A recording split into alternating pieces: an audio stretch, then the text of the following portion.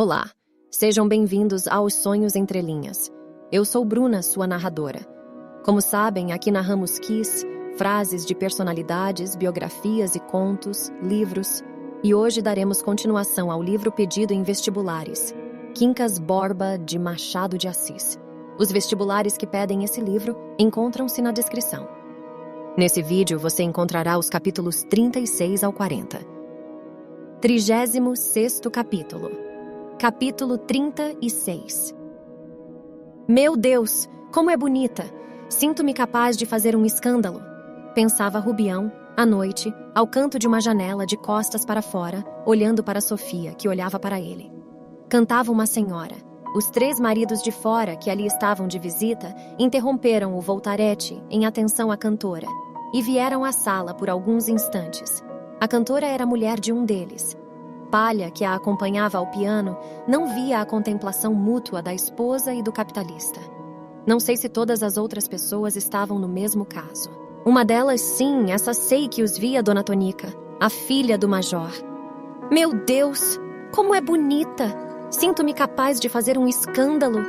Continuava a pensar o Rubião, encostado à janela de costas para fora, com os olhos esquecidos na bela dama que olhava para ele. 37º. Capítulo 37. Entende-se bem que Dona Tonica observasse a contemplação dos dois. Desde que Rubião ali chegou, não cuidou ela mais que de atraí-lo. Os seus pobres olhos de 39 anos, olhos sem parceiros na terra, indo já a resvalar do cansaço na desesperança, acharam em si algumas fagulhas. Volvê-los uma e muitas vezes requebrando-os era o longo ofício dela. Não lhe custou nada armá-los contra o capitalista. O coração, meio desenganado, agitou-se outra vez. Alguma coisa lhe dizia que esse mineiro rico era destinado pelo céu a resolver o problema do matrimônio. Rico era ainda mais do que ela pedia. Não pedia riquezas, pedia um esposo. Todas as suas campanhas fizeram-se sem a consideração pecuniária. Nos últimos tempos ia baixando, baixando, baixando. A última foi contra um estudantinho pobre. Mas quem sabe se o céu não lhe destinava justamente um homem rico? Dona Tonica tinha fé em sua madrinha, Nossa Senhora da Conceição, e investiu a fortaleza com muita arte e valor. Todas as outras são casadas, pensou ela. Não tardou em perceber que os olhos de Rubião e os de Sofia caminhavam uns para os outros. Notou, porém, que os de Sofia eram menos frequentes e menos demorados, fenômeno que lhe pareceu explicável pelas cautelas naturais da situação. Podia ser que se amassem.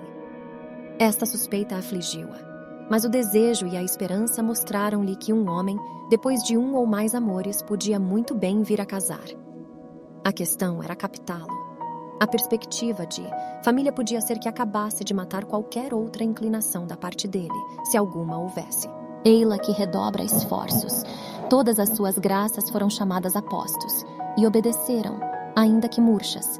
Gestos de ventarola, apertos de lábios, olhos oblíquos, marchas, contramarchas para mostrar bem a elegância do corpo e a cintura fina que tinha, tudo foi empregado. Era o velho formulário em ação. Nada lhe rendera até ali, mas a loteria é assim mesmo lá vem um bilhete que resgata os perdidos. Agora, porém, à noite, por ocasião do canto ao piano, é que Dona Tonica deu com eles embebidos um no outro. Não teve mais dúvida. Não eram olhares aparentemente fortuitos, breves, como até ali, era uma contemplação que eliminava o resto da sala. Dona Tonica sentiu o grasnar do velho corvo da desesperança.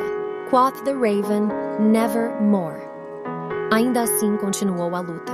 Chegou a conseguir que viesse sentar-se ao pé dela por alguns minutos e tratou de dizer coisas bonitas, frases que lhe ficaram de romances, outras própria melancolia da situação lhe ia inspirando.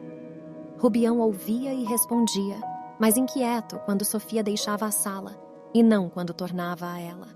Uma das vezes a distração foi excessiva. Dona Tonica confessava-lhe que tinha muita vontade de ver principalmente Barbacena. Que tais eram os ares? Os ares! Repetiu maquinalmente o outro. Olhava para Sofia, que estava então em pé, de costas falando a 2 senhoras sentadas.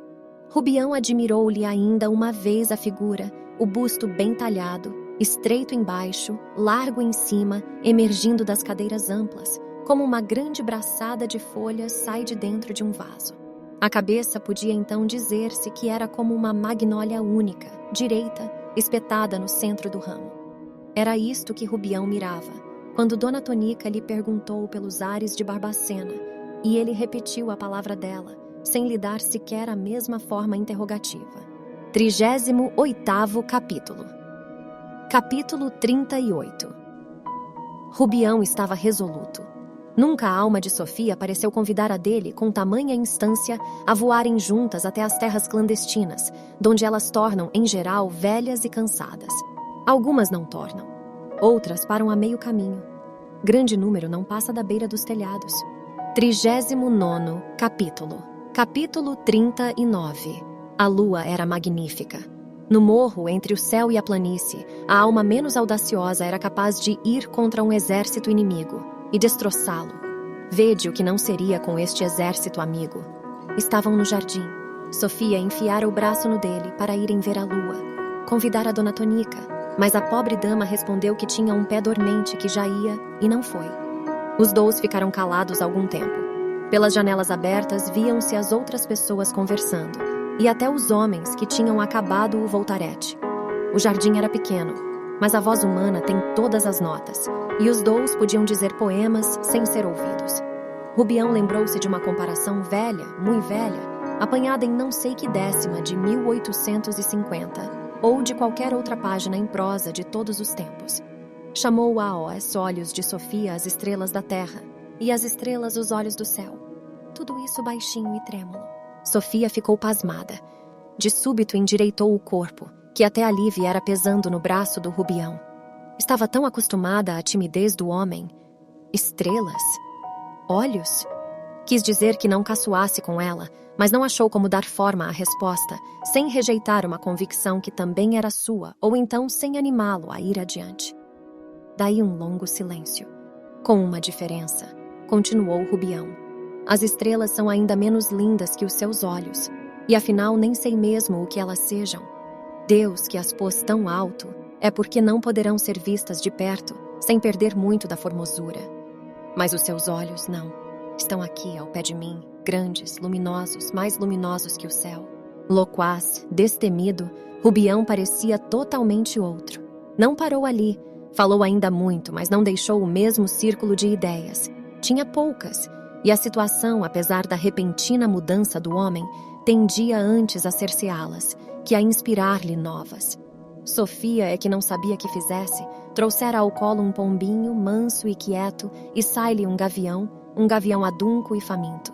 Era preciso responder, fazê-lo parar, dizer que ia por onde ela não queria ir. E tudo isso, sem que ele se zangasse, sem que se fosse embora. Sofia procurava alguma coisa. Não achava, porque esbarrava na questão para ela insolúvel, se era melhor mostrar que entendia ou que não entendia. Aqui lembraram-lhe os próprios gestos dela, as palavrinhas doces, as atenções particulares. Concluía, em tal situação, não podia ignorar o sentido das finezas do homem, mas confessar que entendia e não despedi-lo de casa, eis aí o ponto melindroso.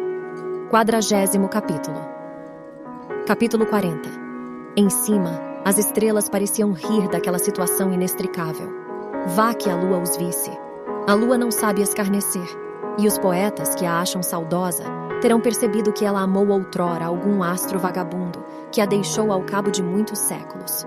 Pode ser até que ainda se amem. Os seus eclipses, perdoe-me a astronomia, talvez não sejam mais que entrevistas amorosas. O mito de Diana descendo a encontrar-se com Endimião bem pode ser verdadeiro. Descer e que é demais. Que mal há em que os dois se encontrem ali mesmo no céu, como os grilos entre as folhagens cá de baixo. À noite, mãe caritativa, encarrega-se de velar a todos. Depois a lua é solitária. A solidão faz a pessoa séria. As estrelas em chusma são como as moças entre 15 e 20 anos, alegres, palreiras, rindo e falando a um tempo de tudo e de todos. Não nego que são castas, mas tanto pior, terão rido do que não entendem. Castas estrelas. É assim que lhes chama Otelo, o terrível, e Tristram Shandy, o jovial. Esses extremos do coração e do espírito estão de acordo num ponto. As estrelas são castas, e elas ouviam tudo, castas estrelas, Tudo o que a boca temerária de Rubião ia entornando na alma pasmada de Sofia. O recatado de longos meses era agora, castas estrelas, nada menos que um libertino. Dissereis que o diabo andara a enganar a moça com as 2 grandes asas de arcanjo que Deus lhe pôs. De repente, meteu-as na algibeira e desbarretou-se para mostrar as 2 pontas malignas, fincadas na testa. E rindo, daquele riso oblíquo dos maus, propunha comprar-lhe só a alma, mais a alma e o corpo, castas estrelas. Aqui encerra-se esse vídeo. Se gostou, se inscreva para não perder nenhum capítulo. Deixe seu like para nos ajudar e compartilhe para ajudar alguém que você conhece que precisa saber desse vídeo. Obrigada por nos acompanhar. Até o próximo vídeo com mais capítulos de Quincas Borba.